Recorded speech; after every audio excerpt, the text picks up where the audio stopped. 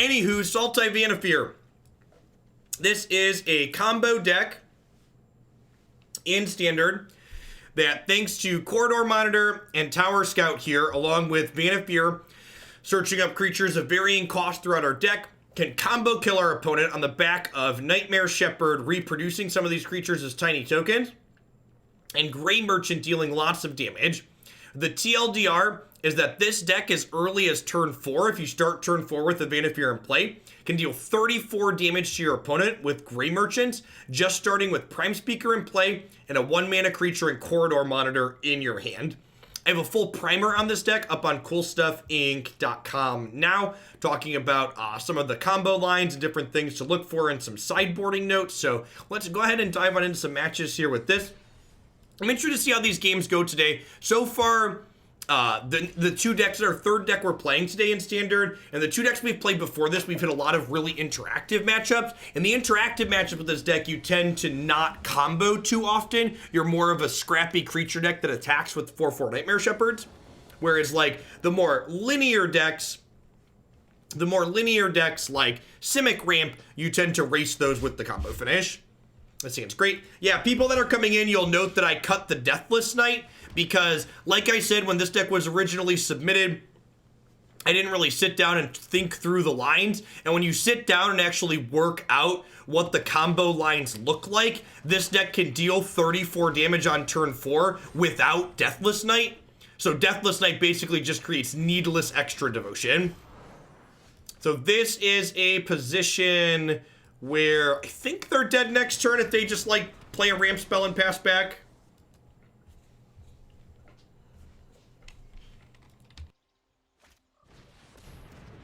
And that's unfortunate. Oh! Do we get to use the hidden mode on this? I think we're gonna get to use the hidden mode on this. That's exciting. So do I do this now? I think I just pass. So I can do this end step. If they have Frilled Mystic, I get into trouble here. Hopefully they just, like, Nissa us. Perfect. So Incongruity lets us exile this Stork and get our 2/4 back. You get a 3/3.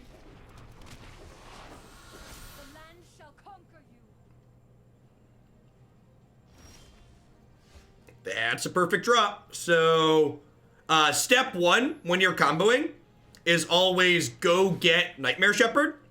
So we can do this by sacking this. We'll get Tower Scout. Untap this. Prime Speaker sacrifices Tower Scout. We get Nightmare Shepherd. Then we play this Corridor Monitor from our hand and untap Prime Speaker Vannifar.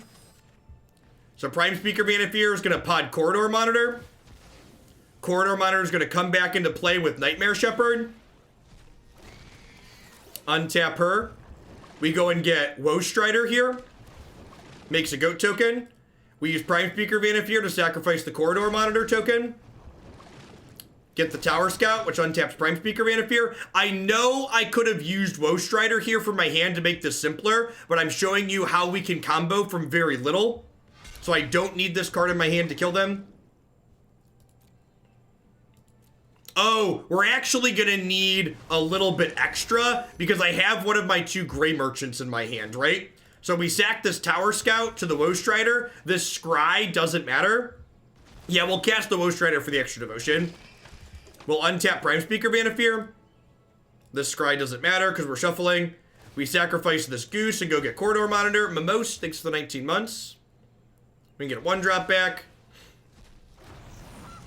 And actually, I think we can even, I believe we can kill them without, casting this Woe Strider out of our hand too, right? Because, like, this comes back, so I can, like, sack this and go get another Corridor Monitor. So, like, I can actually do even more. We can do more than that, right? So, like, now I can sacrifice this, which brings it back. So, like, when I sack this one, this can go get another Woe Strider, which gives me Black Devotion. And then we sacrifice this. And we go get this, which untaps this. And then we sacrifice this, which comes back with the Nightmare Shepherd, which untaps Prime Speaker Vannifar. We go get the other Nightmare Shepherd. Now I have 1, 2, 3, 4, 5, 6. So the Gary would be 7, 8. So I do need to go get the other Woe Strider.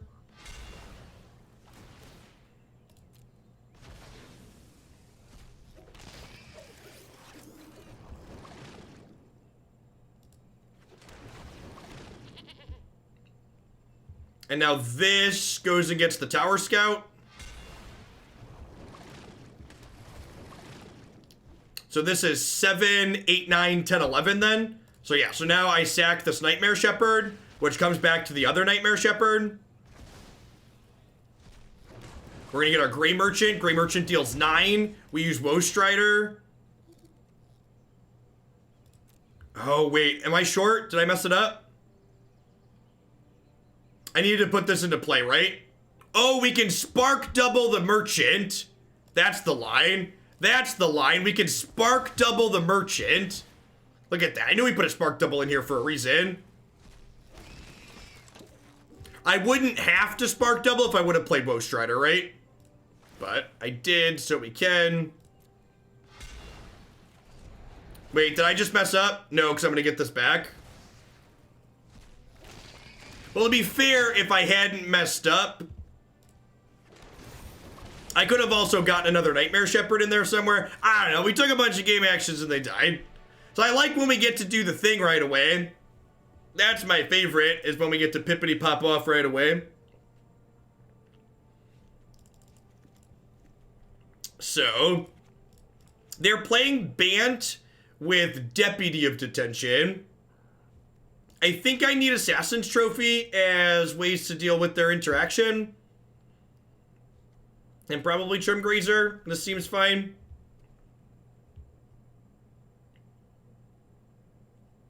It's possible that you want Agonizing Remorse too. I don't hate that card against decks with counterspells. Neoform's kind of my go-to trim. Wicked Wolf could fight Deputy okay. Yeah, that's true.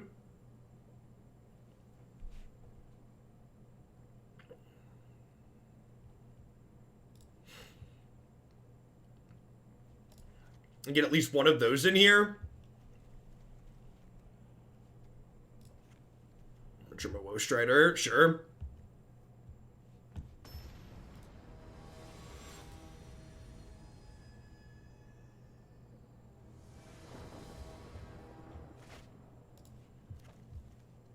Sure. This hand needs an accelerant. But other than that, it's great. I'm going to bottom that because it's not an accelerant and it's not a black source for Nightmare Shepherd. Drawing this many Tower Scouts is actually an issue.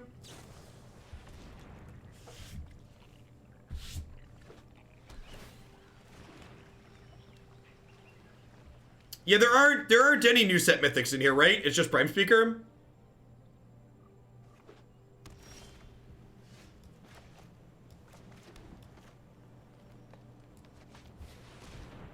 I think I'm gonna go ahead and get this into play, just so like it can be there to sack with Nightmare Shepherd later.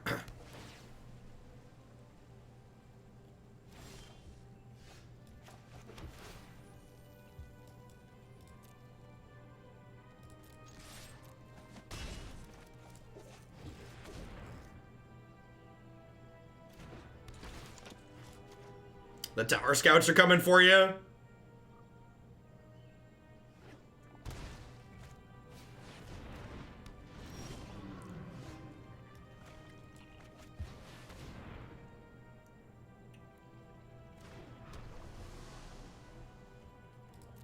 That's interesting. They're quite a bit bigger than I was expecting. Maybe I do just want Agonizing Remorse instead of this.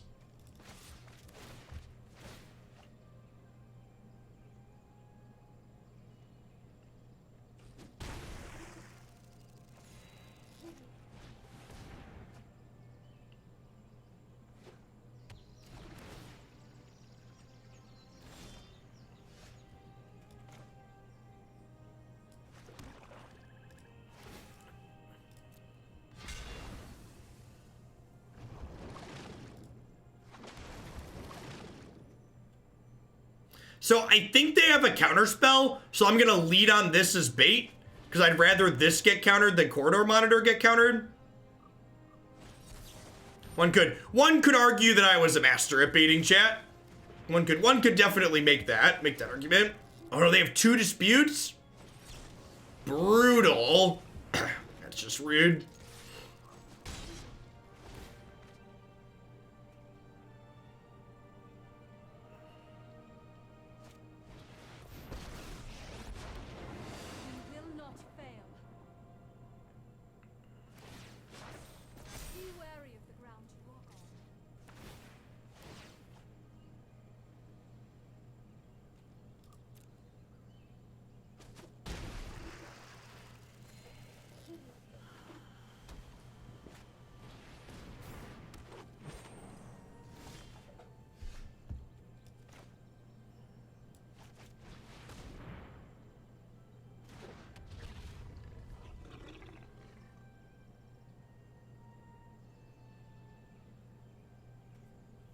So I don't have easy access to Woe Strider here. I don't have any 1 or 2 mana creatures.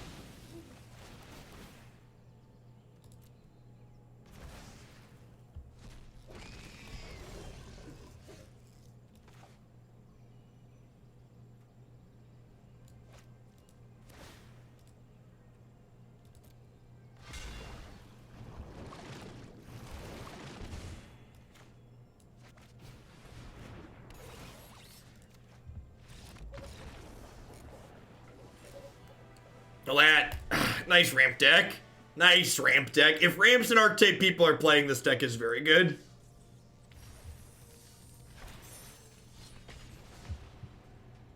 This deck is very good against ramp.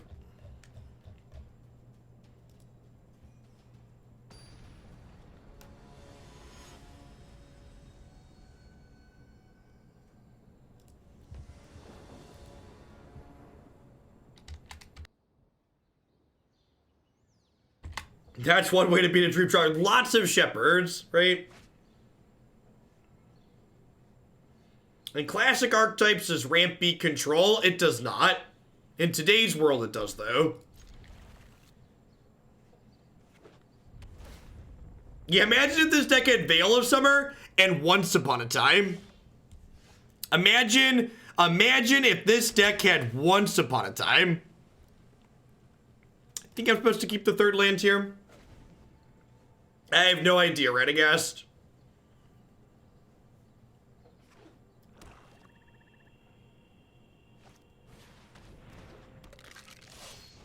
I did write the primer for this deck. The primer is up on coolstuffinc.com now. You also type ! articles in chat to get a direct link to all my articles up there. So it'd be a modern deck with those cards. Yeah, pretty close. Pretty close.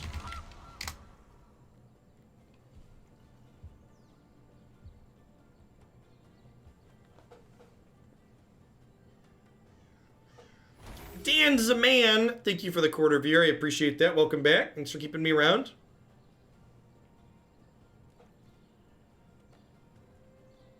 Yeah, you should go back and look at the original submission for this archetype and look at what it was doing compared to where we're at now. Compare the number of 4-ofs would be my big recommendation. I honestly think this deck is probably the best deck tuning we've done on stream, possibly ever.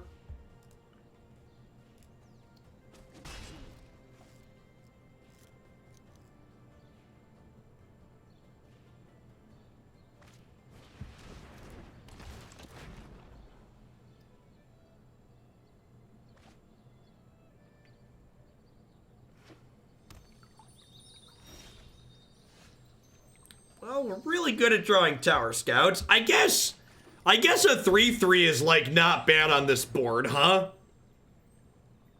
Here's my 3/3, go. Nice 2/2s. Is Tower Scout allowed to diddle itself on stream? Is that legal? We're gonna get flagged for that.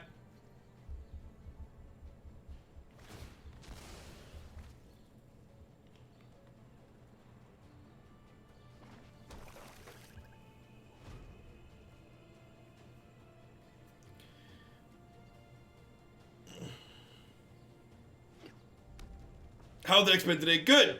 Modern was a dumpster fire. Both the standard decks have been reasonable. The green-white enchantments deck really impressed me. I was really impressed by green-white enchantments today. We've had some, just while I'm thinking about it, we've had some folks asking about historic, by the way. Tomorrow afternoon, we're going to be doing some historic. My Thursday stream's going to be a little bit shorter. I'm probably going to be ending by about 2 o'clock tomorrow, but we're going to end with some historic. Rude. I'm also going to be adding some weekend streams again, Saturday and Sunday this weekend, because apparently there's no release weekend major event being streamed. So, Saturday, Sunday will be Pioneer and Standard.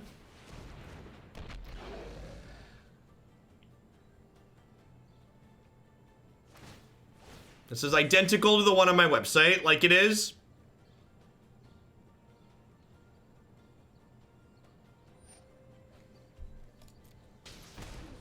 Devil is very good against us. I think we might just be too far gone here at this point.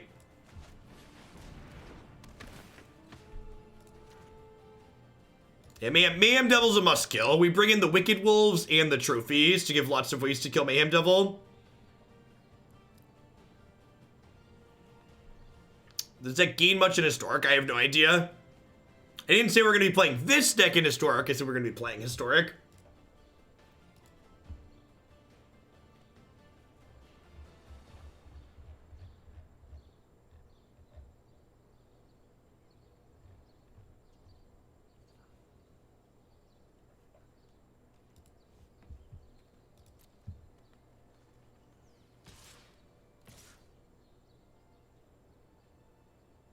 Yes, Kesis can potentially play the new Titan, which is appealing. Yeah, Land War Elves and lands are probably the historic upgrades. Land War Elves is a big upgrade, to be fair, though.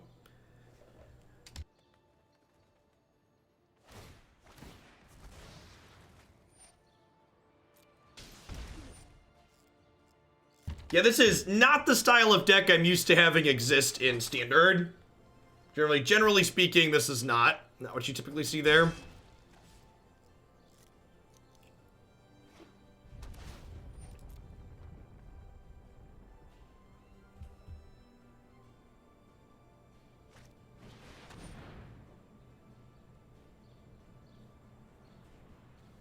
Nightmare Shepherd of their own. Yeah, I think we're dead here, right? Too far gone at this point. Stumbled for a little bit too long. Alright, sideboarding.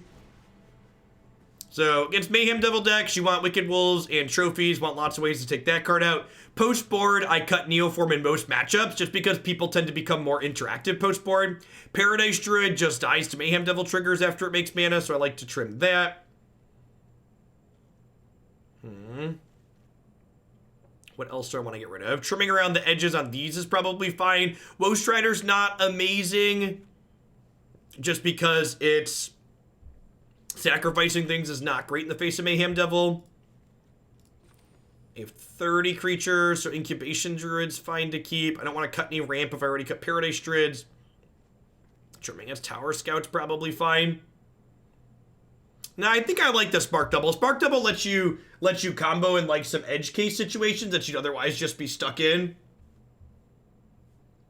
And like randomly be another Gray Merchant for you if they gain life. It can like be an untapper when you pod 3/4.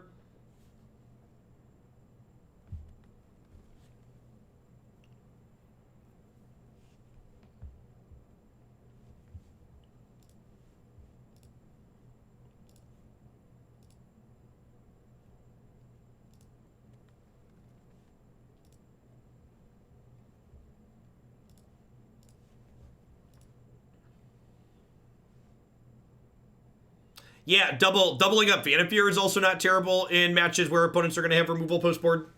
I agree with that.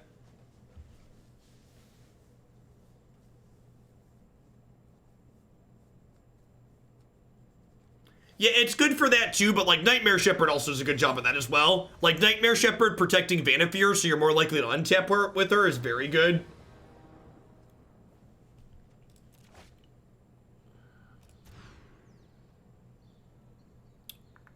This hand's quite good. We're going to bottom the Spark Double. We'll play the Scryland looking for some more mana here. I cut the 4/2 with haste when I sat down to actually think about the deck.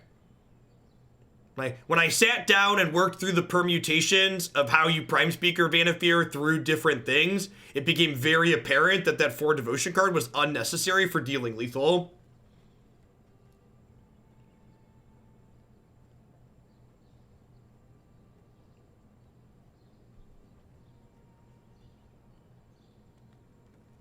Yeah, our bordered shame.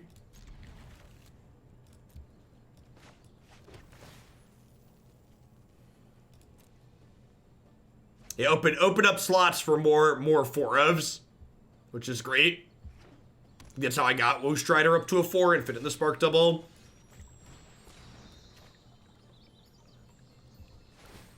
Spellskite would be, there is if we wanted to splash white, there's the white Eidolon, right? The not quite Mother of Runes. It's very similar, like a one-off Spellskite. I don't know. Nightmare Shepherd does an okay job of doing that.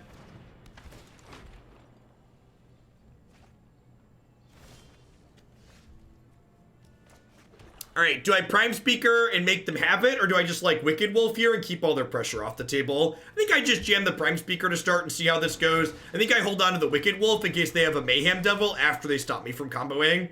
Yeah, I think we're just on the YOLO jam plan. Head to the Space Jam.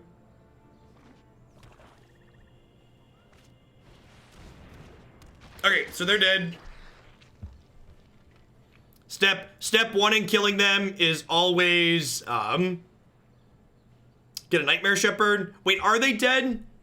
This is a 3. Can we kill them without the 2-mana one?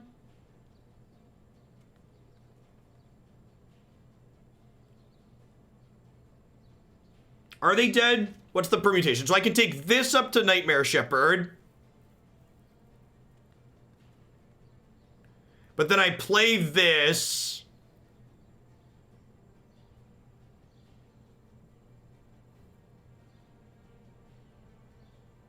So we goose to Shepherd, but then how do we kill from there? Yeah, I can't get a Woe Strider, right?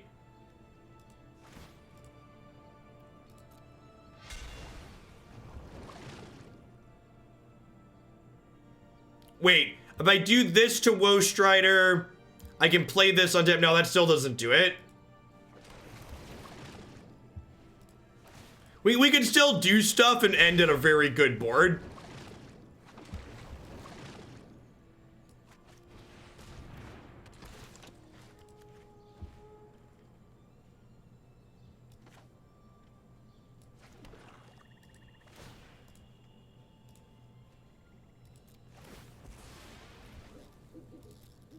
Like, and this is why, like, even when you're not in a position to full combo, you can still do plenty of stuff, right?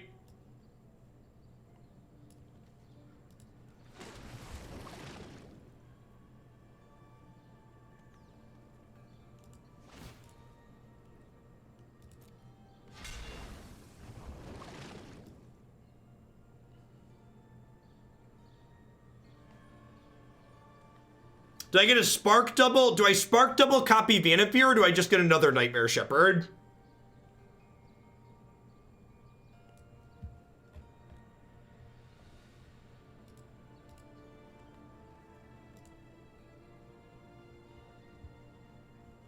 The Shepherd's probably just good game, right?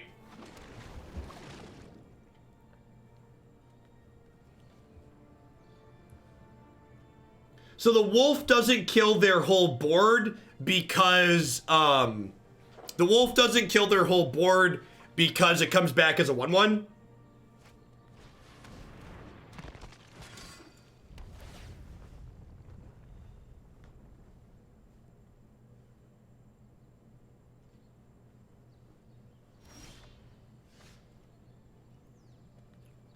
I am saying we're going to be a pleb and attack them to death. Actually, no, we're not. We'll finish them with Grey Merchant, right? Like, this is 12, and then we pod this into a Grey Merchant and they die.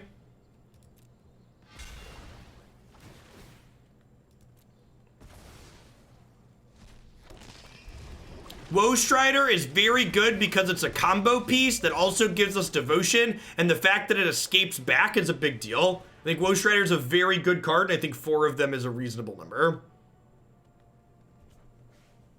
All right, so now, yeah, good. Show some of the flexibility when we get stuck and can't combo. We're still in an okay spot.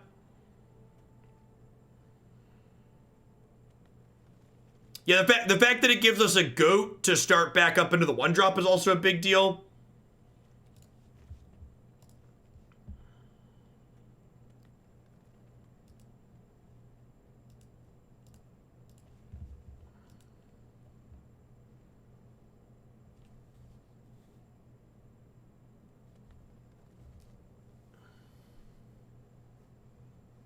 I think Nightmare Shepherd's my favorite Theros card. It's just been good in a variety of things. Woe Strider's up there too, but I think.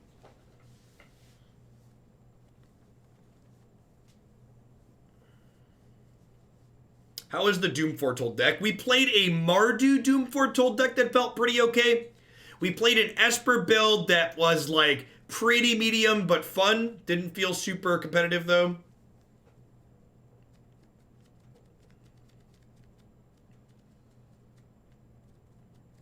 I agree, Captain Hammer. I've not felt about a deck like I feel about this deck since Kiki Chord.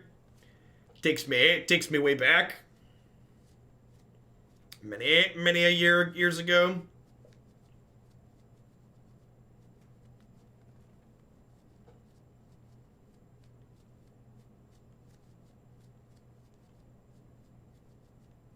Shepherd and Black-White Aristocrats, sure. Shepherd and just Aristocrats in general. Very playable card.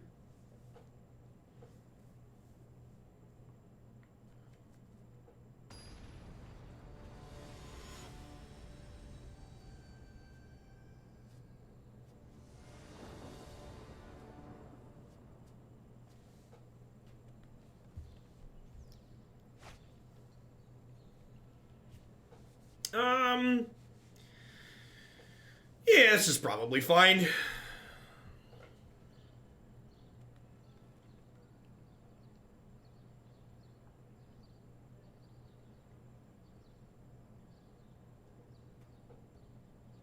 I didn't have enough mana to cast both those cards, Gerd. Those cards cost 3 mana each, and I only had 4 lands.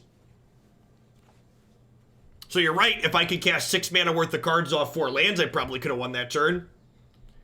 It's so weird to me when people see decks like this that take a lot of game actions, they just always seem to forget that you still have to pay mana for your spells. Like, you're just doing so many things that people just assume everything is free.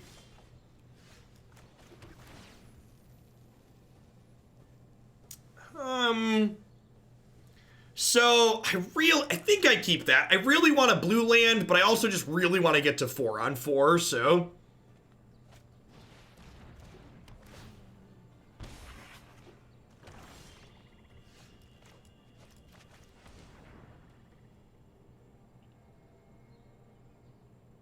Well, I guess that was bound to happen eventually, huh? Yikes. Should have bottomed the Overgrown Tomb, chat. What did you on a blue source?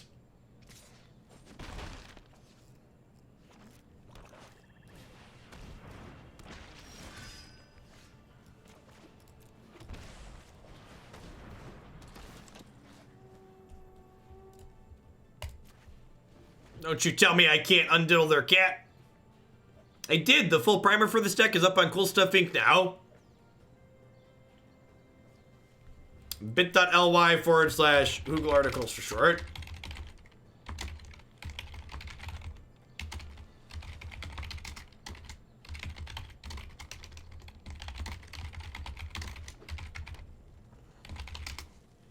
Hey, Fortideuce, thanks for the 10 months. I appreciate that. Welcome back.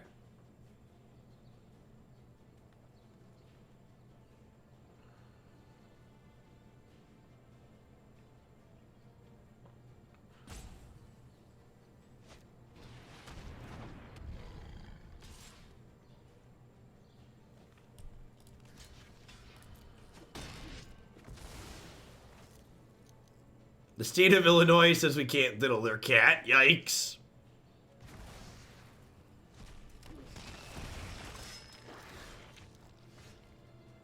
Well, we're gonna die never hitting land drop again. Feels magic, man.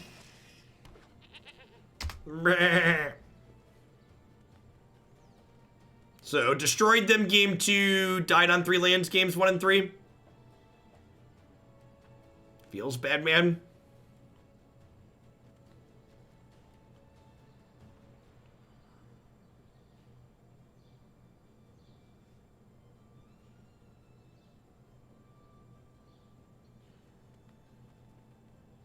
A lot of people conceded to pod lines that were going nowhere and they just assumed I was going to win.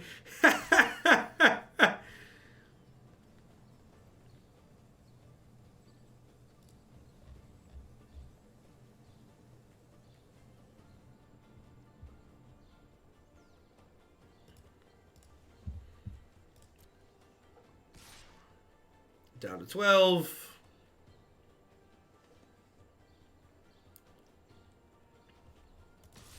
Alright, they're taking too long. We're likely not coming back. I'm just going to concede. Now, the bit.ly is just for contention, as in top. So that way it's like, that bit.ly is always relevant when I write an article. Feel free to make a specific one for just this article.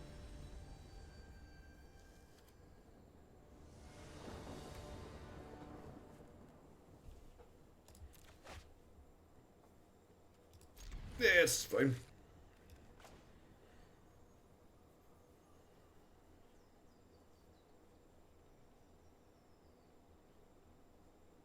This deck's got so much mana in it. Are we on 25 lands? I think we're on 25. 25 or 24. Yeah, it's 25. 25 and 6 mana creatures.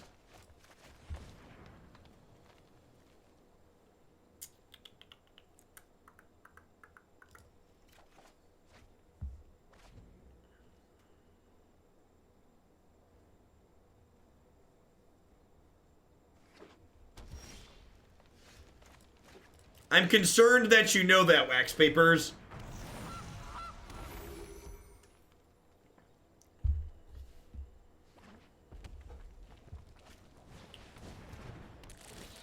Wow! What did my goose ever do to you? What did my goose ever do to you?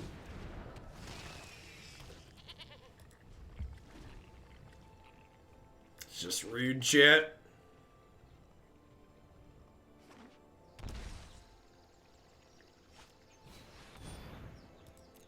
Okay. No blocks, go to 15.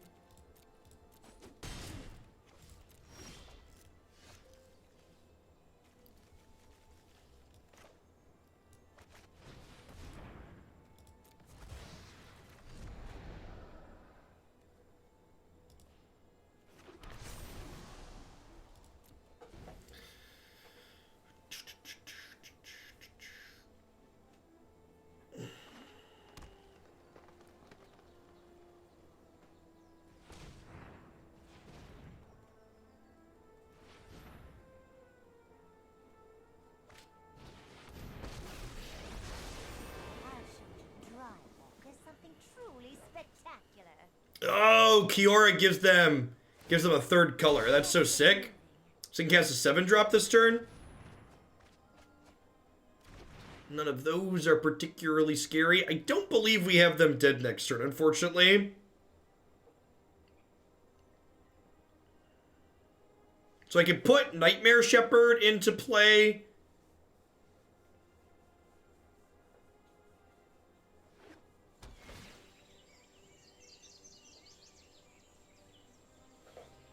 But we can't actually kill them. That's probably still fine. We probably still get to an overwhelming board state.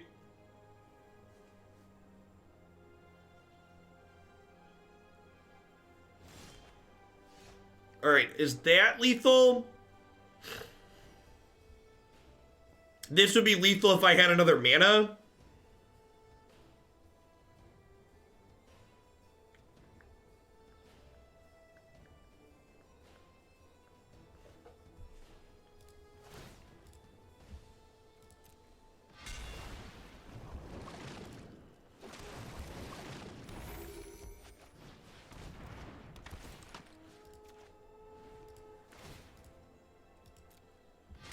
So we'll grab Nightmare Shepherd here. Yeah, we just get set up to go off next turn.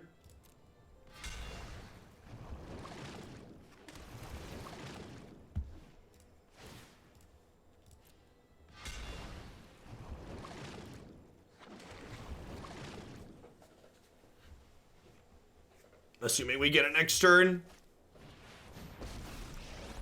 It's looking likely.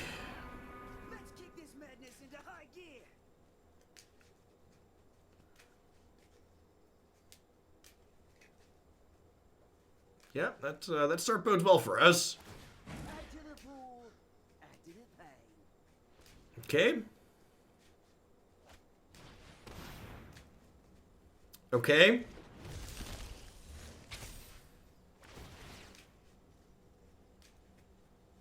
Yep.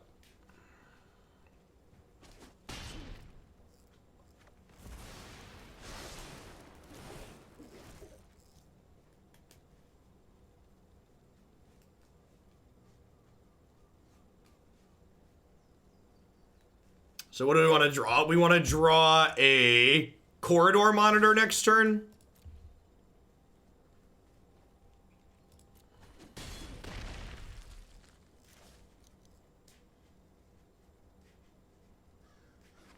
What does a land do? Why does Spark Double help us?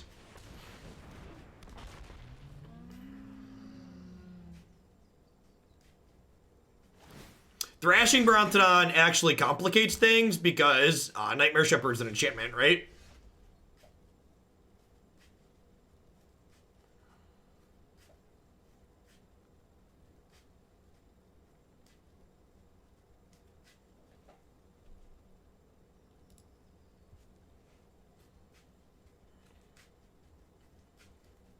If I time you out when you suggest a line while playing this deck, it's because the line you're suggesting is not a legal play, and I suggest reading the cards you're suggesting your line around. They can't activate it, thankfully. Alright, you can take a break too.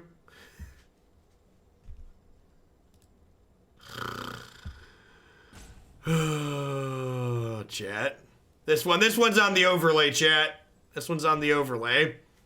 Alright, what are we doing here? I think it's like Spark Double, Vannifar, Pass.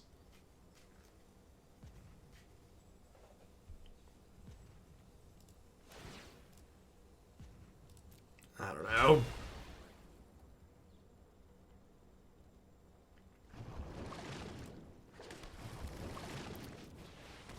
The overlay exists on your mobile device.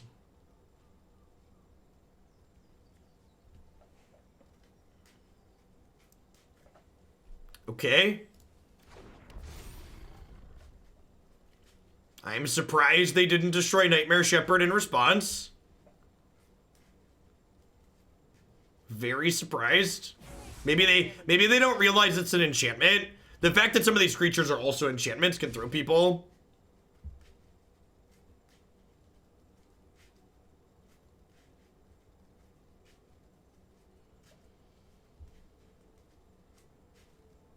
They probably just didn't think of it, I agree.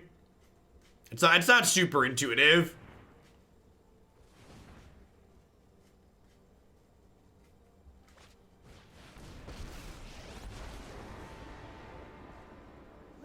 Yeah, look, Borderless Nightmare Shepherd exists. Why can't I buy one for this? Why can't I buy a Borderless Nightmare Shepherd? It's so beautiful. Alright, they have double Bone Crusher Giant here.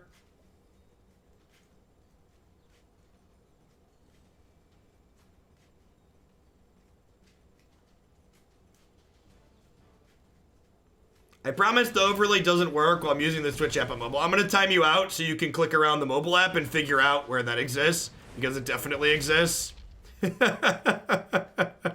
Trust me, it's there.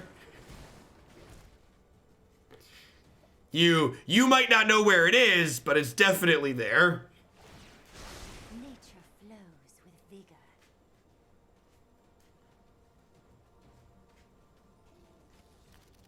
Yeah, borderless clones make the card they copy borderless, so why I can't just get any card in borderless is beyond me. And by beyond me, I mean perfectly in line with what I expect from Wizards of the Coast. If they have a third Bone Crusher Giant here, they could kill us, right? Hopefully they just, like, cast this and pass. We're dead to a shock, though. Because, like, they can attack with this, this, and this. I can block 2 and go to 1.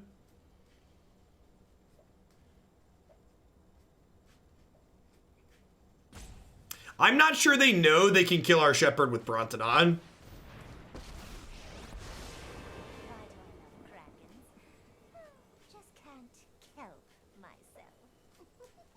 I can't kelp myself. Oh, Kiara. Oh, Kiara.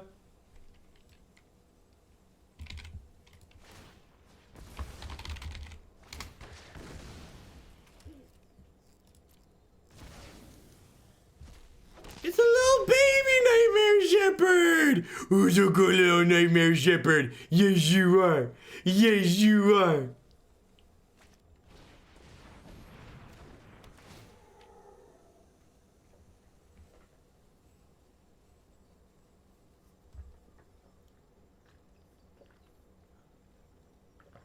Alright, I think they're dead now. I'm pretty sure they're dead from here. Nightmare Shepherd in play plus 1-drop in hand is, like, very lethal. If you're stupid and you know it, you're timed out. If you argue with no reason, you're timed out. If you're vile, infantile, or don't go the extra mile. If your comment was just lazy, you're timed out. Do-do-do-do-do-do-do-do-do-do. Do-do-do-do-do-do-do-do-do-do.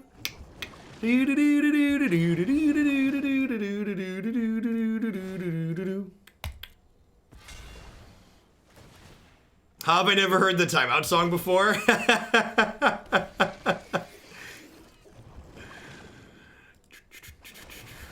Don't mind me. I'll just be over here activating my Vannifar. I tweeted the clip of that the other day, by the way. For people who are saying how have they never heard that before, I don't know, that's on you. There's still 2 corridor monitors in my deck, right?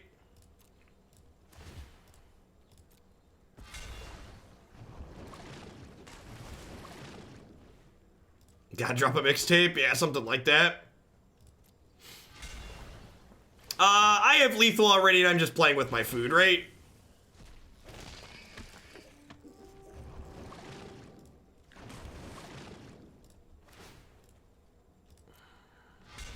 So we could overkill them here, but we don't need to. We'll just get them dead. So we grab Grey Merchant, dome them for 9, sack Grey Merchant to Woe Strider, dome them for 9 again. We could untap Vannifar by sacrificing the Corridor Monitor and deal 22 extra to them, but, you know, this is good enough.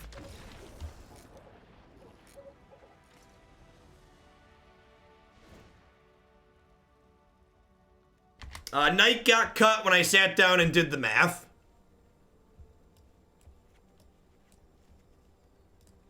Hey, Pie Guy, thanks for the 19 months. I appreciate that. Welcome back. Okay, so when in doubt of how your opponent's going to be boarding against you, the general game plan is 2 Neoform out, 2 Trophy in.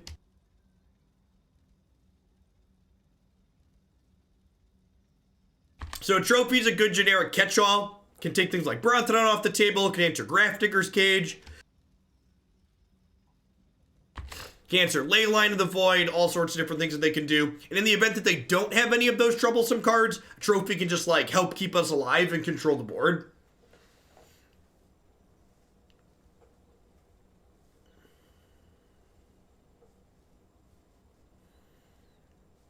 So I think that's just the trim. I don't really know what they're doing. Just like Naya stuff.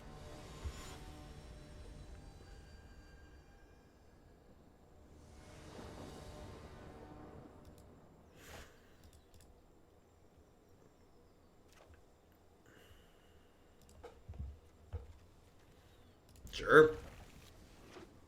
I'm just gonna draw Vannifar with this hand, and it's gonna be great.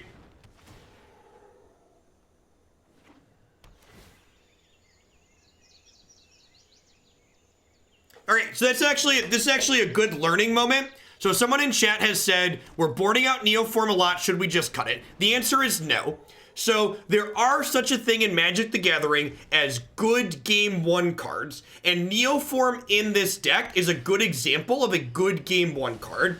What I mean by this is, if you think about how you sideboard on average a lot of the time in Magic, you'll notice that a lot of the time when you're sideboarding in such a way that your deck is becoming more interactive post-board. Decks have more counter spells, discard spells, removal spells post-board. Asu Zhao, thank you for the quarter of a year, welcome back. So a card like Neoform is much worse post-board if people are more likely to be killing your Vannifar. Because if you Neoform into it, and then they kill it, they've 2-for-1'd you, right? Like you spent 2 cards to get set up with that Vannifar. Likewise, like I'm describing, this deck becomes more interactive post-board. We bring in discard spells, we bring in Trophy, but like what type of interaction we want varies matchup to matchup. So Neoform is a card that helps us be as linear as possible Game 1 by giving us extra access to Vannifar, while also giving us extra access to Vannifar, while also just being fine to pull out when we want to slow down and be more interactive.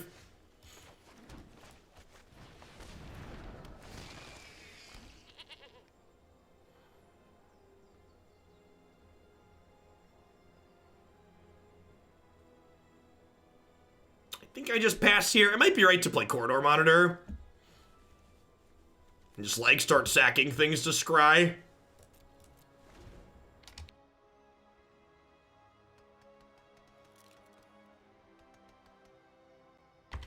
Hey, Yilt, thanks for the 5-month resub. I appreciate that. Welcome back. I agree. This deck, Magic formats in general, not just Standard, are all about having a deck you really enjoy playing.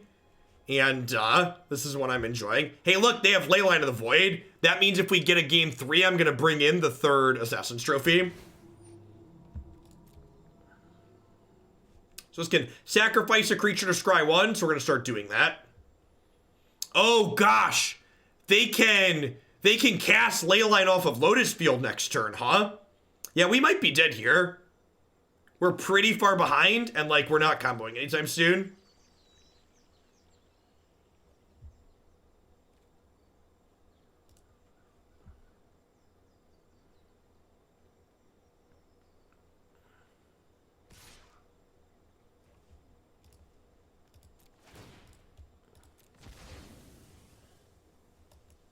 Morning, be your guard. Afternoon, you must be on the left coast. You left coasters existing in the morning eternally. Well, I appreciate you doing that, Talboli. Thanks for keeping me around.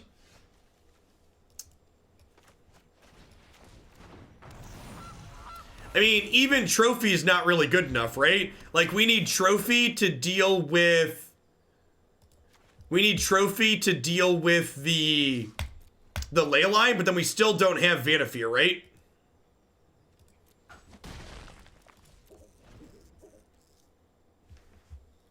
You keep Game 3 on the play. Yep, it's a motto. Hey, thanks for the 14 months, Tidwell. Welcome back. Have you found any Dream Trawler decks you like? Yeah, Jeskai Improbable Alliance is up on my website. It's definitely my favorite Dream Trawler deck in the format at the moment. Super sweet. I'm also super biased, though, because I love the card. I love the card Improbable Alliance. Yeah, I think we're probably dead here. I'm gonna go ahead and go to the third game on the play.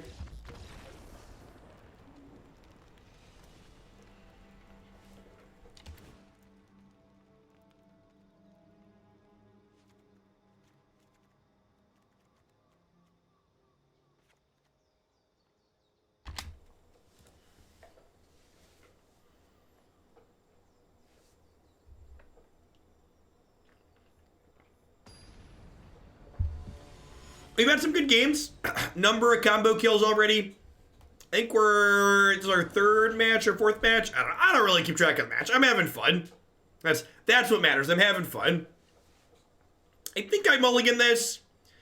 It kind of sucks to mulligan a hand that has all my colors, but like, I don't have a Vannifar. I don't have any way to find her. I don't have an Assassin's Trophy. I didn't have any acceleration.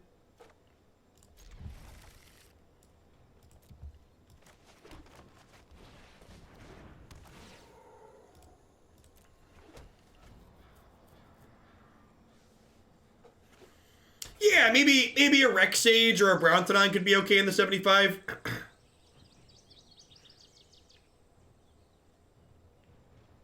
You were always taught in school that there were no stupid questions. Well, that's stupid. What'd you say? Let me look. Why'd you get timed out? You said they were tapped out, couldn't activate Brawn. You didn't ask a question, you made a statement. Putting a question mark at the end of your sentence doesn't make it a question. They weren't tapped out. I timed you out because they weren't tapped out.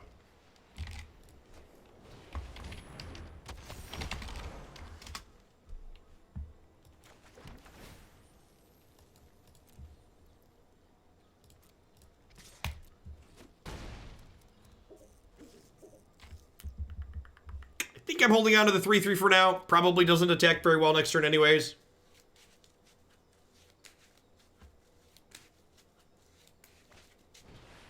So many people here don't know what standard staple Fade-Burrow Elder does apparently. Their deck is pretty sweet. Just like Fade-Burrow Elder, Lotus Bloom, dot deck, Escape the Wilds. I do love me some Escape the Wilds. Look at this, they're gonna let me upgrade my Grazer. This is sweet. All right, please turn into a 1/1 Grazer.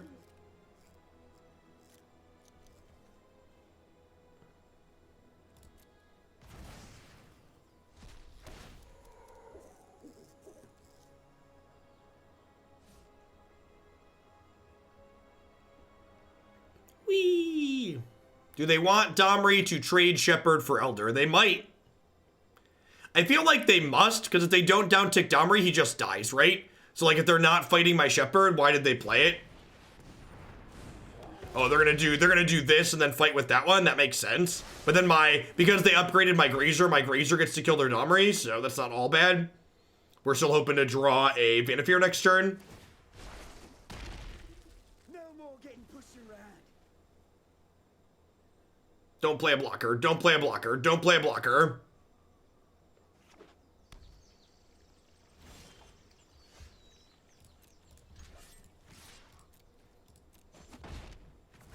Yeah, the modern staple emote should go. I agree.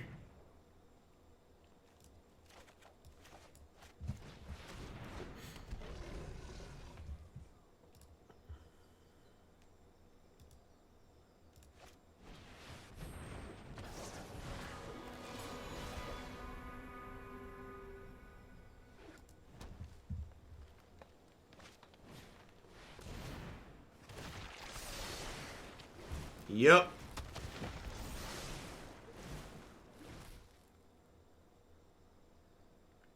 Yeah, it's exciting, Missouri. It's a move in the right direction. It's still thoroughly within margins of error, but it's a good change for sure. You'll love to see it. Yeah, I feel like Like, I don't know how their deck ever beats the ramp deck. Like, how do they ever kill them before they, like, pig them or Agent of Treachery them or whatever, right? Would be my question. Their deck seems super sweet. Like, they're just like dead to rights to Simic, right?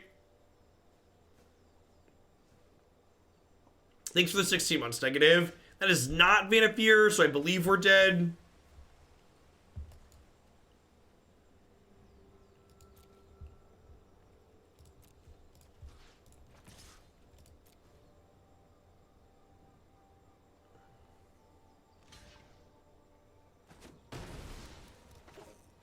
Nah, the pig emote's there to stay.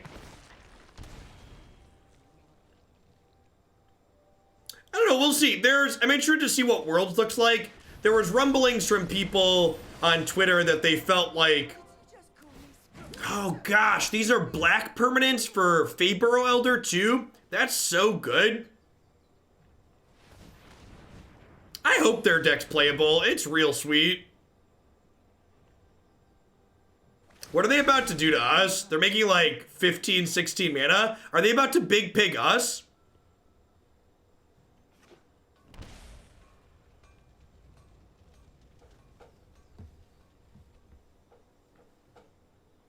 It could be a crisis. They haven't played any blue cards other than Cure though, right? That'll do, pig. That'll do.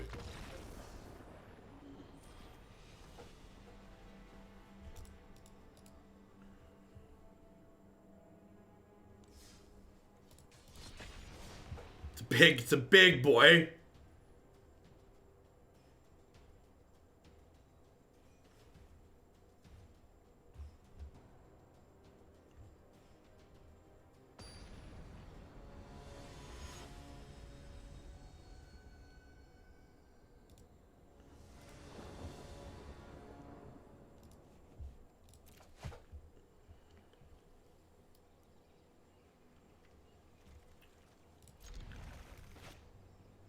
Wide eyes, no fear, snap, keep. Scrying a green source to the top, chat.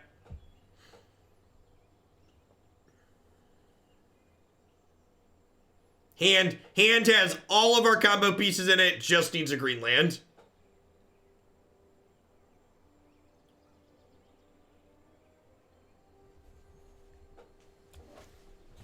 I'd prefer we were on the draw so we could top deck on one.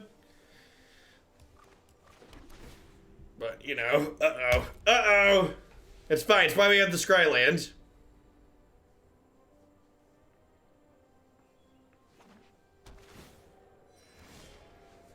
See, chat? See? Scry and the green source to the top. Swish. Swish. If you ever wonder what professionalism looks like, wonder no more. Wonder no longer, my children.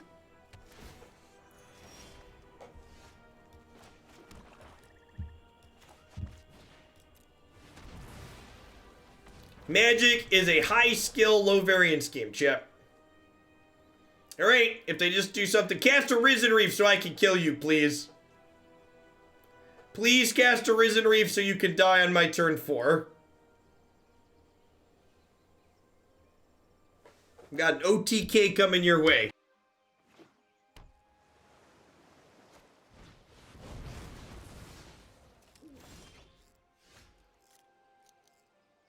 That was incredibly rude.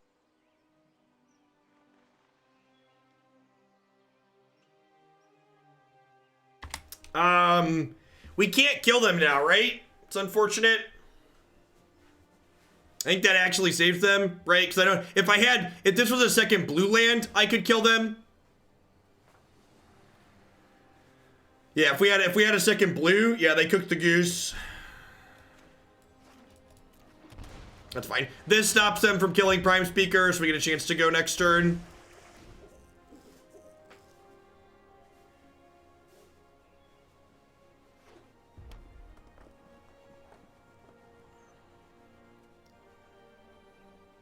Feel like a Wilderness Reclamation deck? Alright. Alright.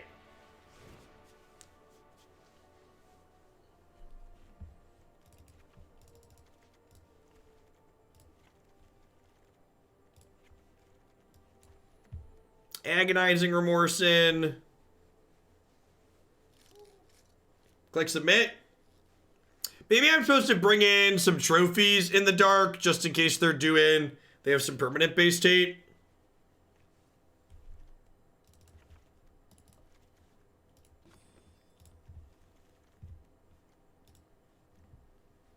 Can this deck beat a 3-mana Ashiok game 1? Yeah, you attack it.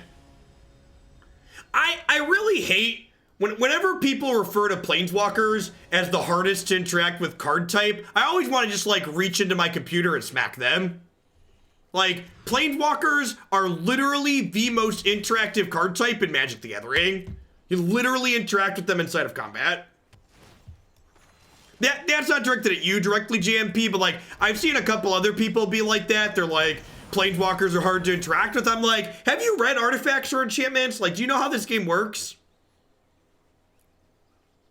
Yeah, this is the Stone Cold Nuts, by the way. If they don't interact, this is turn 4 lethal.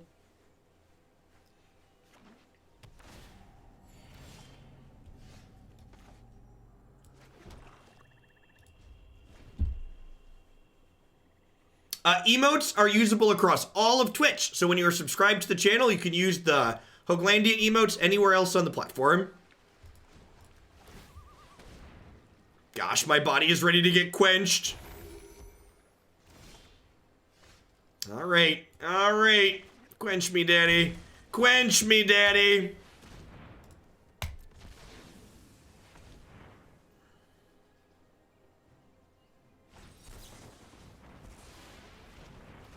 That's true. If you're in the sub Discord, you can also use them anywhere on Discord, which is great.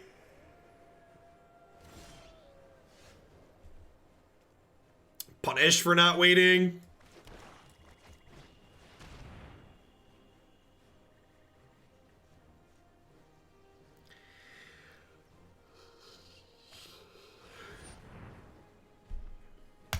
Joke's on you. I don't have any good spells left.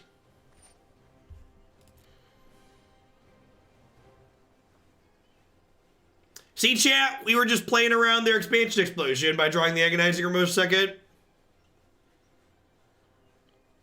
We're going to make sure we take a card from their hand because they just took a card from our graveyard. Oh, look, it defaulted to their hand. Weird. Does it like flip a coin? I feel like it must be flipping a coin. All right, so like that's kind of scary. I think I just take this.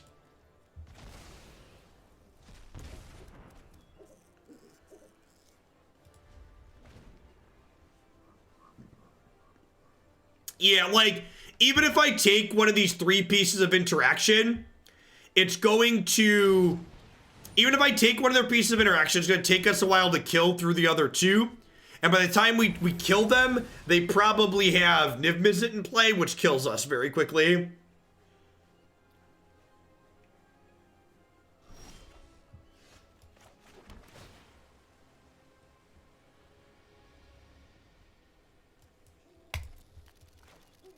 All right, Corridor Monitor, I choose you.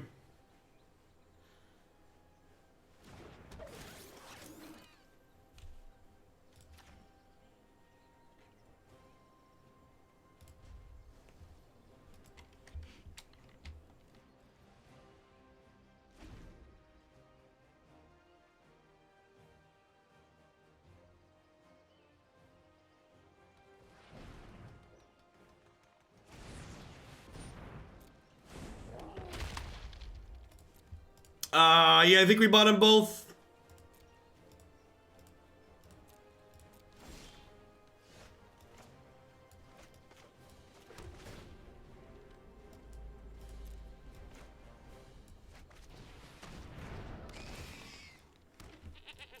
Meh.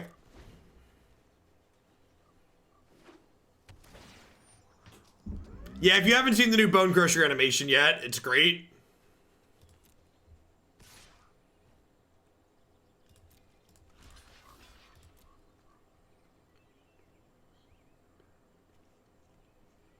We definitely can, Gundam. Thank you for the support. I appreciate it. Welcome back. Very generous tier 3 resub.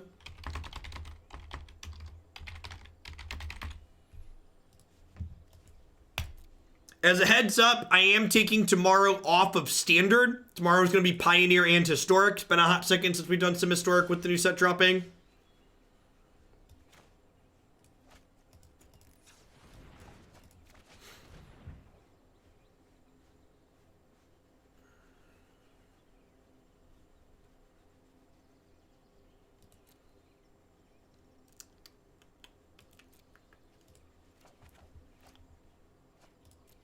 We've not had a Calyx run back yet. That one is in the deck queue, though. So we'll get to it at some point.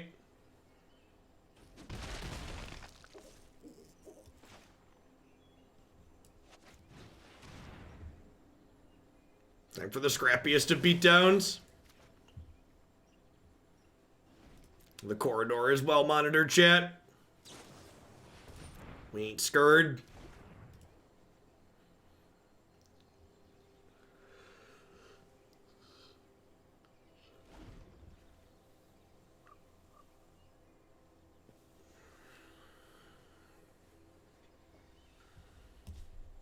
Get you later, Float Mana.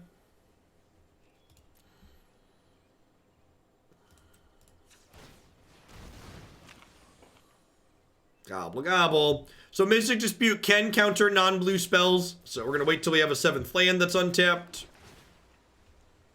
There's 3 cards in my bin, so if all of these die... yeah, Remorse sounds good.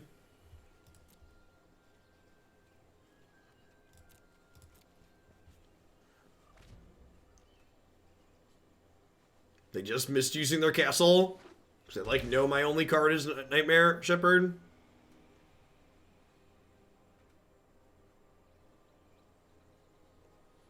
They have a Niv? If they have a Niv, we're probably dead.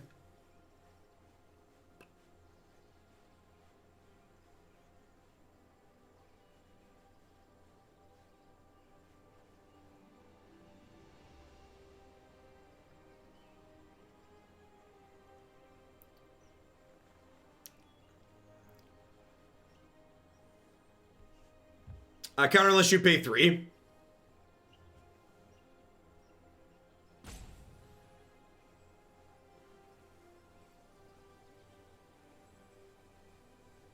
Hey, that's good to hear. Need to see that they're linking in event stuff with in-game stuff. Could you imagine how much organic viewership Magic Worlds would have if they enabled Twitch drops for Magic Arena? You probably wouldn't even have to give people that much.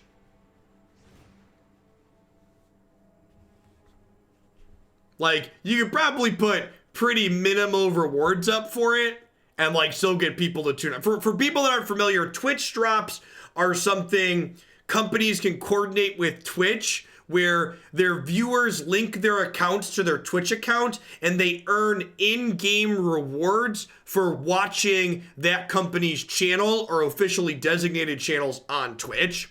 So it would be like you get 1,000 gold for watching for so many hours or so much gold per hour or something like that. Pluto's Revenge, thanks for the brand new tier 1 sub. I appreciate that. Welcome. Give them a booster pack per hour or 2 hours or whatever. Yeah, card styles, anything. It's such a good way to organically boost your numbers with, like, people who are actually interested in your product, as opposed to, like, paying to get their channel embedded as an advert and boosting it that way.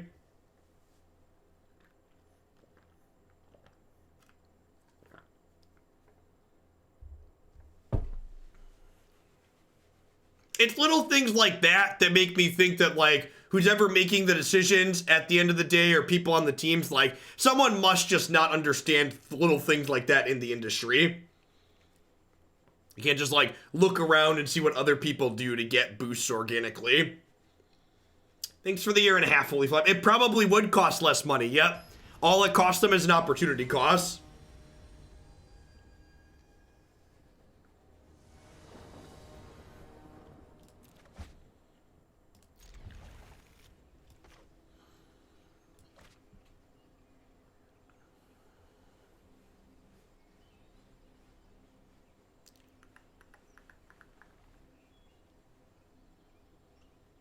Should I go with the newest set or split the difference between all legal sets?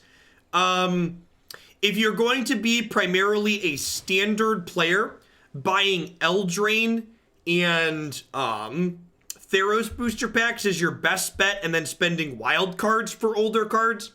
If you think at some point you might be interested in playing the non-rotating format, Historic, buying Guilds of Ravnica and Ravnica Allegiance boosters are good pickups because those sets contain the Shocklands, which are currently standard legal, and 4 ofs in all dual and multicolored decks.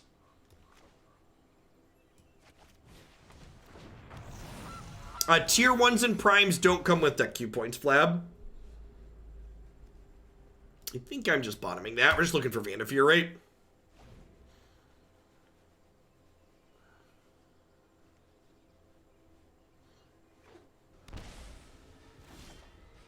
I mean, I would bet significant amounts of money that lots of the reason why Arena has issues that it has are tied to management, more so than people who are actually, like, in the grid of it, making bad decisions.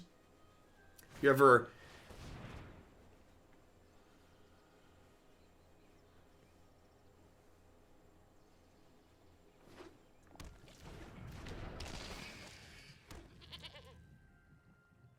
Yeah, Wati is well known for having management issues.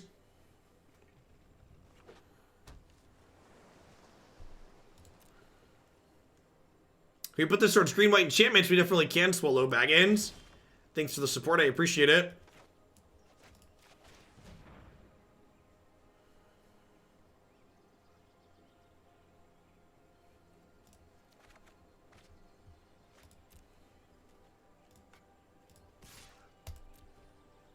I feel like I don't want to commit this other Woe Strider because they're a Flame Sweep deck. I think I'm just going to scry land and make a food.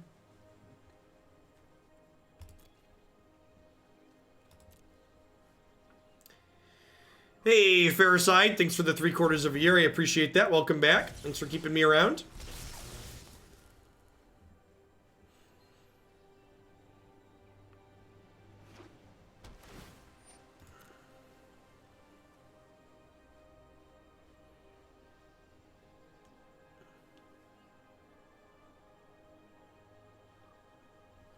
Calyx! Sweet. We should get back to Calyx this weekend, I think. We're gonna do standard Friday, Saturday, Sunday. Sunday. And again, my plans for the weekend, if you look at my schedule, I have shorter streams planned for the weekend, but if we have good viewer counts on those days, I plan to run long, like we ran this past weekend. So, if you want extra standard decks to get got through, make sure you're around Saturday, Sunday. And if you can't catch things, remember it all goes up on YouTube afterwards. So I feel like jamming into a counterspell here feels bad, but I also don't think I can just hang out and like let them cast Chemist's Insights and stuff. Yeah. I think I might sack the goat to scry here. Try and find something useful.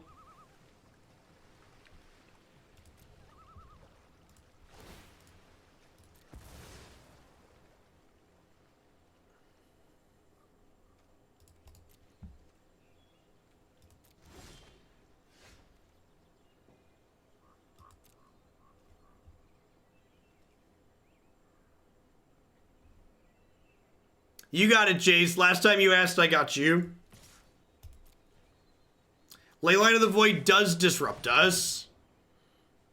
That is why there are Assassin's Trophies on the sideboard.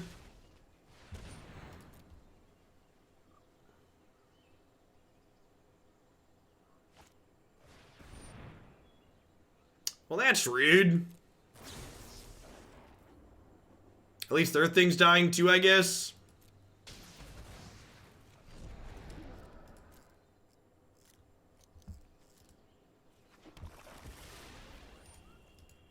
We have 3 cards in the bin, so this will be 4.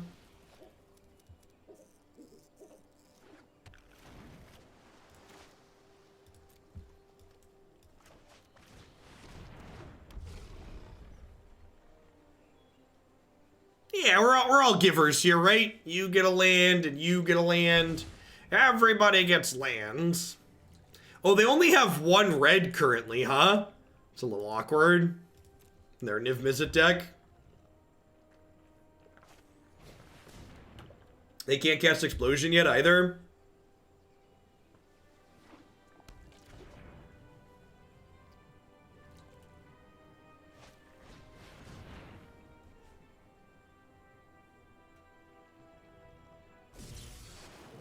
Hey, Batella, thank you for the brand new tier 1 sub. I appreciate that. Welcome to Hoaglandia. So, I think we just Grey Merchant them to 3, right? And then, like, if they have the deal for to everything card, the Grey Merchant comes back as a 1/1 and deals them 2 and then attacks for lethal. And they have to have a red source to cast that card, so...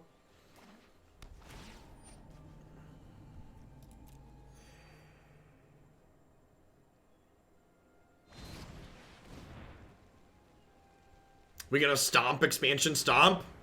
Okay.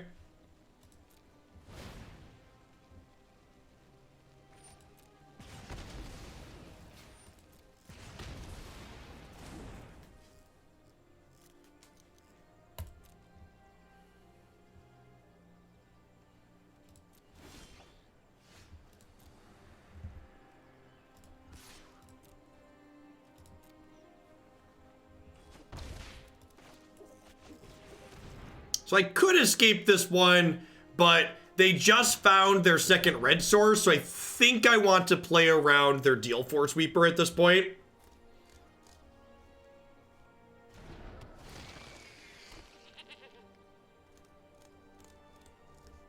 Hey, yeah, like it's in fact all of the standard decks on my website now, even if I haven't played them yet. I have gone through them. So not all of them have Theros cards in them because I didn't think all of them necessarily wanted Theros cards, but for like the green-red deck, I added temples to it and like the green-red god. So everything that's on my website is current. The only time decks on my website are not current is like that big rush right after set release when I'm streaming a lot. Hey, thanks for the 13 months, Reyes. Mid-range combo for life. I agree. All right, sweet. And that was a good, clean example of just like the scrappy part of our deck. Like I said in the primer that went up on Cool Stuffing today, the hardest part about playing this deck isn't just memorizing how you loop through your deck comboing. The hardest part is games like that, where your opponent's very interactive and you're like scraping it out with like Nightmare Shepherds and Woe Striders and 3/3s. Here from Day 9 TV. Hey, awesome. Sean's good people. We're very lucky to have him in the Magic community. This hand's fine. Has all of our colors. Has an Incubation Incongruity here to potentially find an Accelerant or a Vannifar. Huh. Wish I knew what they were playing. I think it's just Goose here. I've got Maverick to go with Goose, so just like Goose on 2, tapped land, Nightmare Shepherd on 3.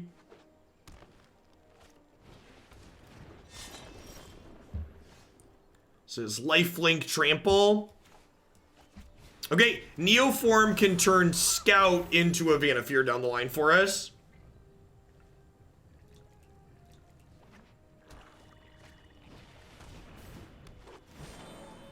We cut that card. Swish, chat. Swish. We cut the 4-mana Devotion card because it's not needed. And if you read through, because this was originally a viewer submission, and when I sat down to count all of the different permutations, it became clear that it was unnecessary. So if they make us sacrifice, we actually can't kill them here. Yeah, good play on the opponent's part here.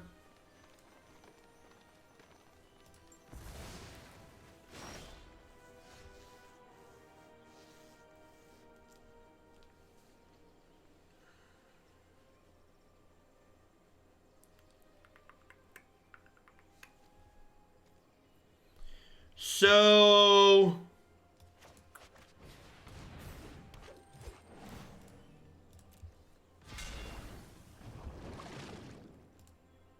Yeah, I think we just turned Druid into a Shepherd here.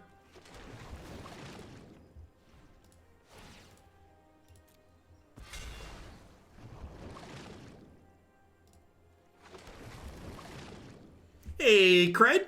Thank you for the brand new tier 1 sub. Welcome to Hoaglandia. Hope you're having a wonderful Wednesday. So I assume they're going to equip here and then we'll trade. Actually, I shouldn't trade, right? If they make a sacrifice, I just get Prime Speaker back. This card's so good.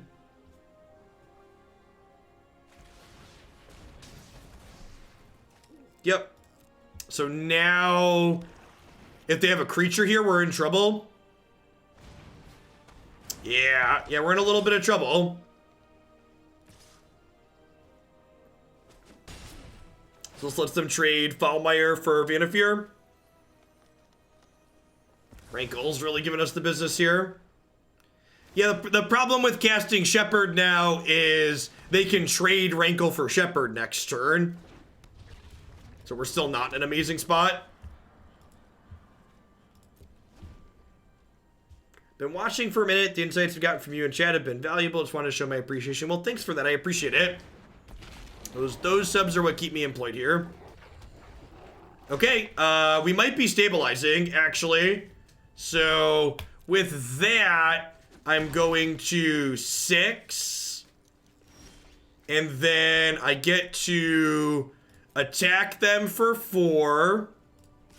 Untap Nightmare Shepherd. Turn Tower Scout into a Vannifar.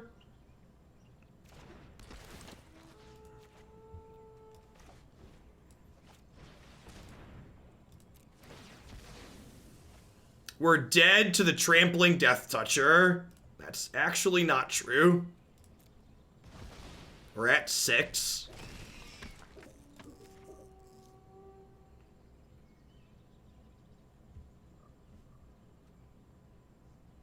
I just get Prime Speaker, right? Yeah. Gives us the most outs.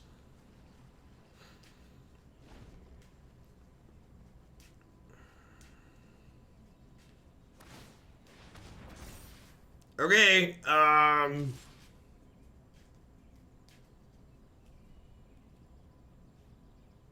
right, I'm not missing anything. We just go to 1.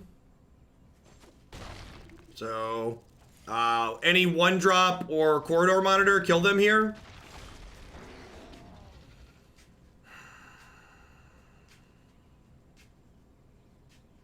Had so many draws there. Think we're dead, right?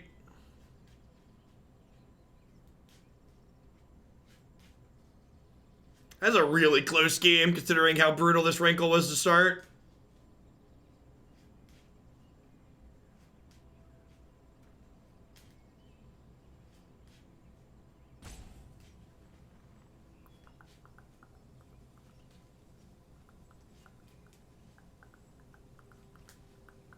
Yeah.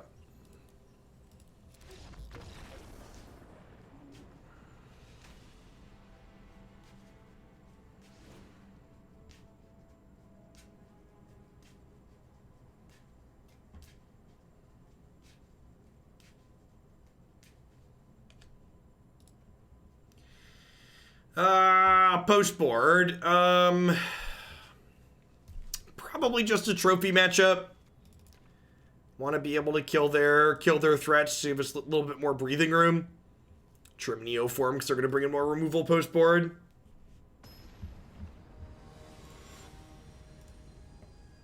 Vannifar would be really crazy if it was like Eldritch Evolution. You could just get whatever cost you wanted. What did you miss? You missed a really close game where we had a third of our deck as outs to kill them and we drew a land. Valdoon, thanks for the 7 months. Welcome back. Mittens, thanks for re-upping that Prime. Just need land. As much as I would love a Nightmare Shepherd, this hand needs to draw some lands.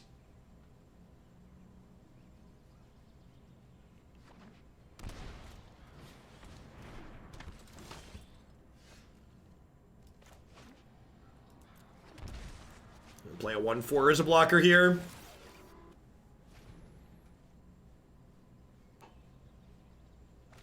What was the combo kill last game? If you take a peek at this article here, it'll walk you through what the combo kill looks like. And if you click into the article, you'll understand why I'm not just explaining it, because it's long.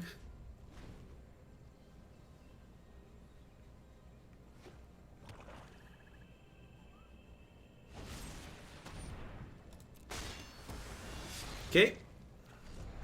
Well, they probably have another removal spell if they're being that aggressive with it. Feels magic, man. Feels magic, man. Yeah, I could have attacked them for one there. Whatever. It's not going to be the make or break moment. It's a draw 3 cards with Rider here. Probably dead. If we'd have been able to play this and demand removal spell last turn, maybe we have a chance. Now they're pretty likely to have removal. Temple of Tilt. Temple of Tilt.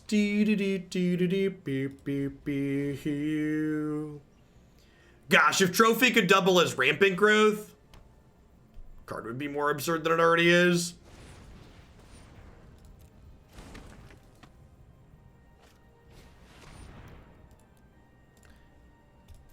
Wait, I have an answer to that.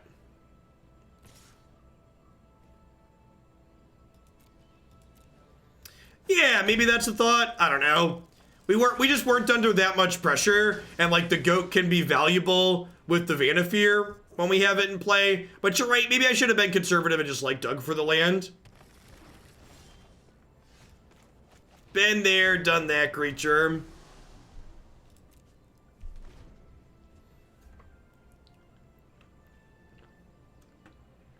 I assume she's very dead.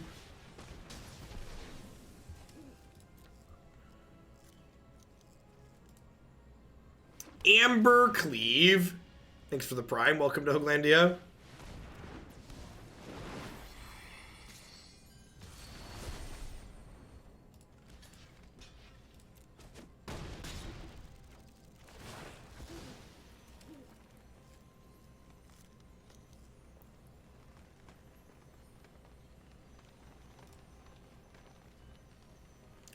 Rankle's been very brutal. Been super, super good for them.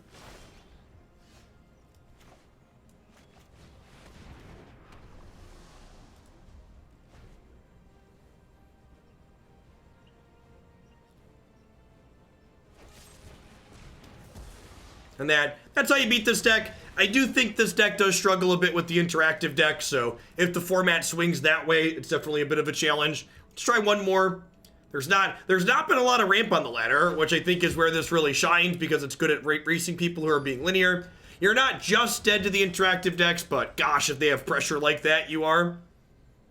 That much removal with that many heavy hitters. Can't afford to miss that land drop like we did that game. Correct, Cred. Our out there was them not having a removal spell. The Paradise Druid really didn't do anything.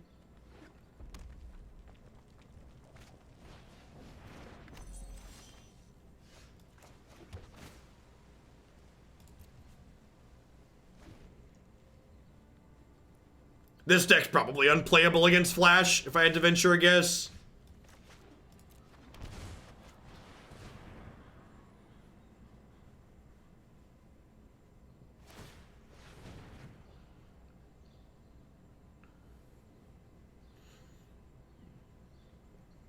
How is the Naya Feather deck? All of the decks that are still listed in the stream title are decks that we have yet to play, and the order in which we will play them as we continue the stream. So, after this match, we'll be moving on to the Naya Feather deck.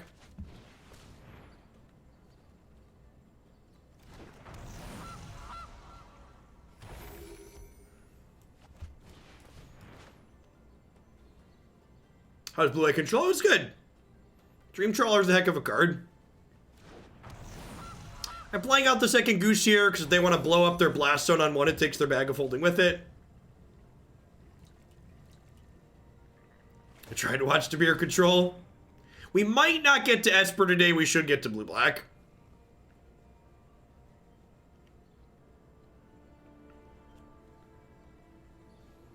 This red deal for to everything is real bad news for us. Card kills all of our stuff.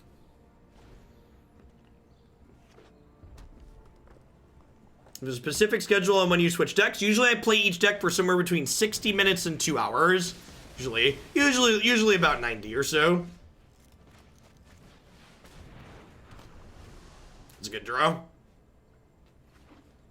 So we've been playing this deck for just overnight. If it's a deck I really like this one, we usually do a little bit more than 90, but usually somewhere between an hour and 2. You love to see it, chat. You love to see it. Things that's not adamant.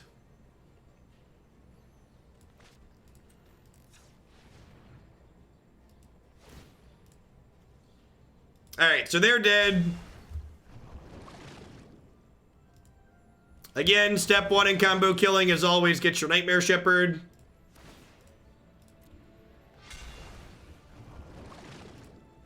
Step 2 is play your Untapper from hand. Now we sack this. Nightmare Shepherd's gonna make a token. The token's gonna untap Vannifar. Vannifir's gonna go ahead and get Woe Strider out of our deck. These tokens have the converted mana cost of the card they're a token of, so we sack this and get the Tower Scout. The Tower Scout untaps this. We then turn the Goat into a 1-drop. We sack the Tower Scout. Untap the Vannifar. 1-drop. Yeah, just go. If you want to see the full combo, look at the article. Is that TLDR? All right, Agonizing Remorse sounds good. I think I trim mana creatures here, probably. Yeah, probably 3s, actually. Maybe some trophies. It's very possible they could have some graveyard heat here.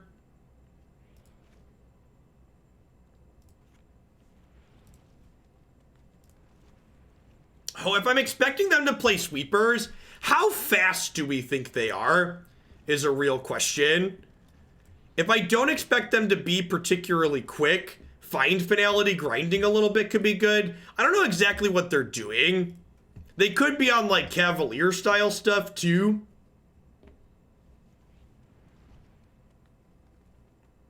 I'm gonna not board these in. I'm gonna leave the Paradise Druids in. Let's do that. This was originally something a viewer sent in. I have no idea if it existed before that. I really think a lot of people have this weird obsession with like tracking ownership of deck ideas. And like, I really think that's very silly. If 2 people can discover calculus simultaneously in different parts of the world, 2 people can definitely come up with a deck idea and a finite card pool at the same time. Hey, Scrynet, thanks for the brand new Prime support. Welcome to Hoaglandia, I appreciate it. Just want to say you're my favorite MTG streamer on Twitch. Thanks for the compliment, Roller Dude. Hope you're having a wonderful Wednesday. I love this deck too. It's been a long time since I had something click as much as this one clicks for me. Leibniz was first, sure. Feels bad, man. You'll notice I boarded one of these out. This is going to be a creature on top. Never fails, right? Miss on the incubation. Next card. Should have scryed first. All right, for reference, just to talk about the sequencing, it is always correct to incubation and then scry, because if you scry before you incubation, you're scrying 1 card.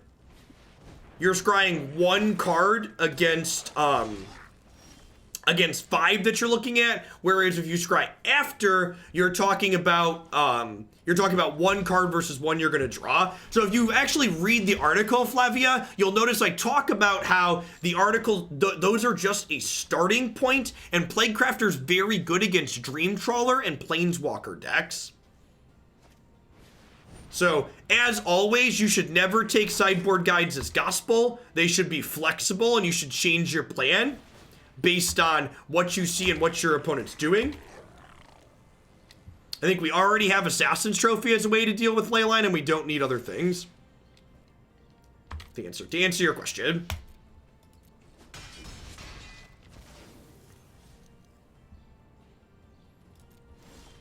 Alright, so now the question I have to ask is, do I have enough time to shepherd and then speaker? I don't, right? Because to shepherd and then speaker, I have to have 3 more or 2 more turns after this, because next turn I'd play Vannifar, and then the following turn I'd do it again. I'd activate it. So I think I'd just jam this and hope they don't have it, because these Legion War Boss are just killing me too quick. So one of the decisions you have to make is when you have the ability to play around removal and when you're under enough pressure that you just have to hope they don't have it.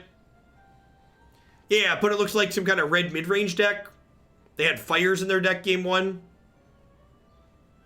Turn 3 War Boss, turn 4 War Boss, especially after they stopped my Goose to slow me down, was a little bit rough.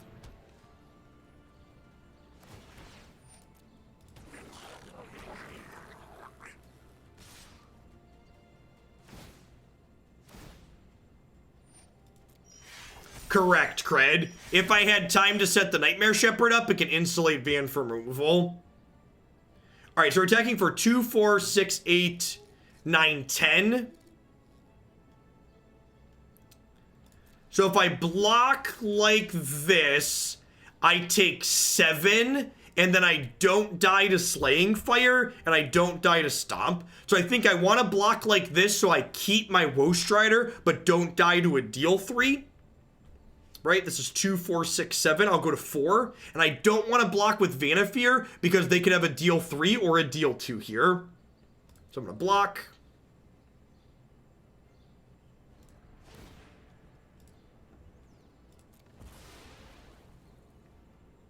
NRG actually is not doing standard tournaments this year. And I can't say I blame them. So NRG is entirely Pioneer, Modern, and Legacy.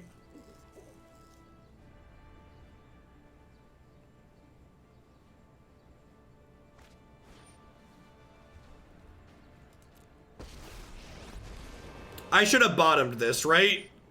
I actually need a 1 or a 2 drop. Did I mess up? I think I messed up here, right?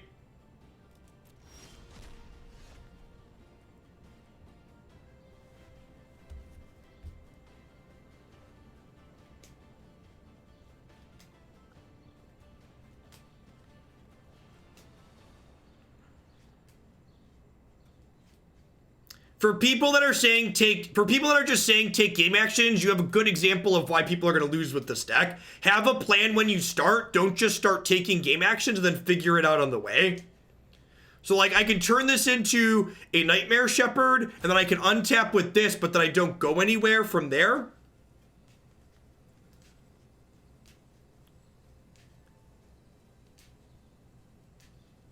Spark Double is still in the deck.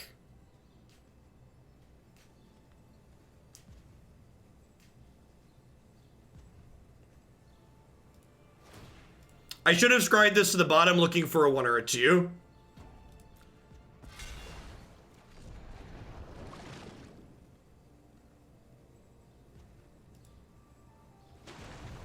Sure, but then how do I win from there, Andy? What's the play?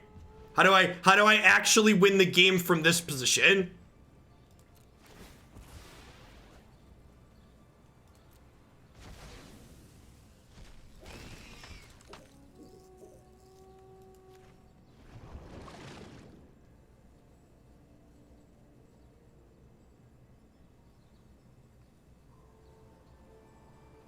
So I can... No, I can't get to Gary, right? I could Spark Double something, and then I can pod that away and get a Gray Merchant for a little bit. So like I can get a Gray Merchant for 6 here, and maybe that's enough to survive. Zenefits, thanks for the Prime. Yeah, I'm gonna pay 2 because it nets me an extra life. I don't know if this is enough to actually survive or not. I definitely should have scryed that land at the bottom. I was thinking in the moment, I was like, oh, this doesn't matter, and it definitely mattered. I'm saying I can't win this turn. I'm trying to figure out how do I win this turn, is the question I'm looking at trying to ask myself. No problem fire can't solve.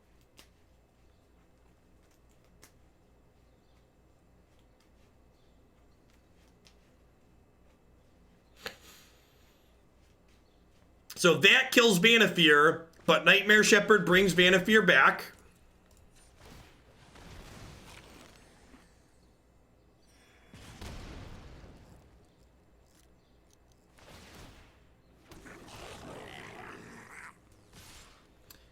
The Spark Double still has a converted mana cost of 3, Kuntz.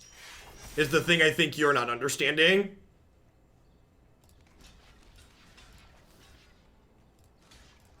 Well, for starters, I should kill their goblins, right? Just kill these. Alright, so not dead on board. These die, I go to 2, dead to a shock.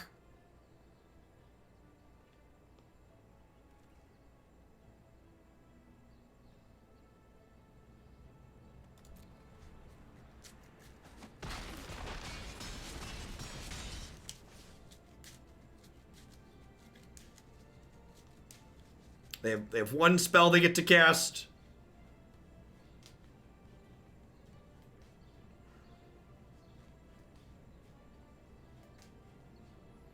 The Giant is on an adventure, so they can play a 4/3. And Goose is lethal.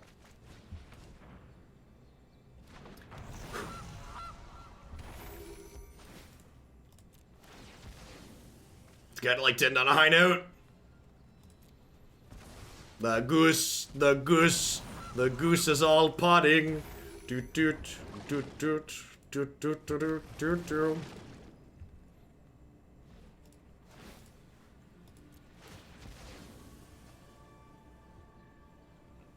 And that's one of the reasons why I think this deck is powerful too, because even when you're in positions where your pod chain isn't lethal, you frequently still end up with lethal the following turn. You can like get to a spot where you'll be lethal the following turn.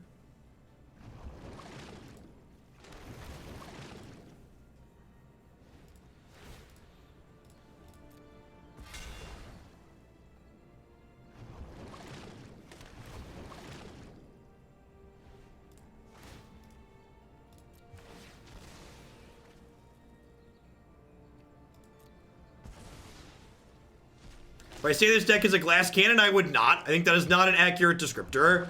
In fact, I think the appeal of playing this deck is in large part because it is explicitly not a glass cannon. This deck is capable of winning games without combo killing. Woe Striders and 4/4 Nightmare Shepherds attack for lethal.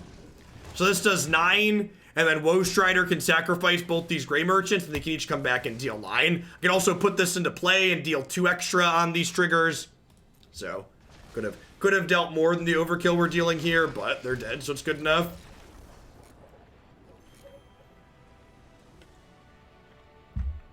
Oh, so that game was great. And we made a small mistake, was able to sit down and think through it. Magic Arena is great. You should check out my sponsors. I definitely just need to give the sponsors time and not have Magic Arena just crash. How we doing, folks? Welcome. My name is Jeff Hoagland. I stream full-time here on Twitch. I'm here playing Magic 30, 40, sometimes even 50 hours a week. If you enjoy constructed Magic, this is definitely the channel for you. As always, I'd love to give a shout out to my subs. I wouldn't be here doing that without their support, so thanks to all of them for keeping me employed. I'd also like to shout out BCW Supplies. They're the only ones I trust to protect my paper trading cards using code HOAGLANDIA at bcwsupplies.com. You can save 10% on sleeves, binders, deck box, and all sorts of other fantastic gaming accessories there with them. Cardsphere.com will love to help you turn your cards into other cards directly with other players. There's no haggling, and they just take 1% fee off the top. If you head on over to inkedgaming.com/Jeff, you can save a discount on your orders of custom playmats, mousepads, binders, and bags with them. And of course, the Nerd Rage series, one we were just talking about, they do Pioneer, Modern, and Legacy tournaments every single month in the Midwest United States with $5,000 cash prize pools. Anywho, as far as wrap up on this deck goes, I think I'm pretty happy with where we're at right now. I think the main deck, I'd be surprised if the main deck is too far off of correct. I feel like we've got 4 of all the important ones, and the ones that are like 2s and 3s and 1s make sense to be 2, 3s, and 1s. The sideboard, there's a lot of different directions you can go with it. The only card I'm pretty confident of in the sideboard of this deck is the 4 Agonizing Remorse. I'm pretty sure you want 4 copies of this. Some number of Assassin's Trophy is likely also correct as well. I could see going down to 2 though. At least 2 gives you a flexible answer to like kill Ley Lines and Grafdigger's Cages and Ashiok's, any other hate card that you might not otherwise be able to take off the table. It's possible we want something like a Reclamation Sage or something like that in the sideboard. Find Finality is an interesting grindy card to generate card advantage. Plaguecrafter is really sweet with Nightmare Shepherd, and it's a good way to take Dream Trawlers off the table. Wicked Wolf is a creature removal spell that can kill Mayhem Devil, which is a card that we really need to take off the table against Oven decks. All right, anywho, that's going to wrap for this deck for today. If this is your first time seeing it, you want to see more of it, you should definitely check out my website, my YouTube channel. It's one of the many standard decks listed up on jeffhoagland.com. We are going to go ahead and head on into the next deck. I'm going to hit a quick ad roll on Twitch while I get set up for this, but when we get back, we are going to kick the tires on some Naya Feather here for the first time in Standard since Theros dropped. So, back in a few, folks. Thanks for hanging out. Oh, you're right, Rex Sage isn't legal. I meant Brontonon. Brontonon would be the cards you want. You're right. Rex Sage was M19. Thanks for the correction. We had talked about that.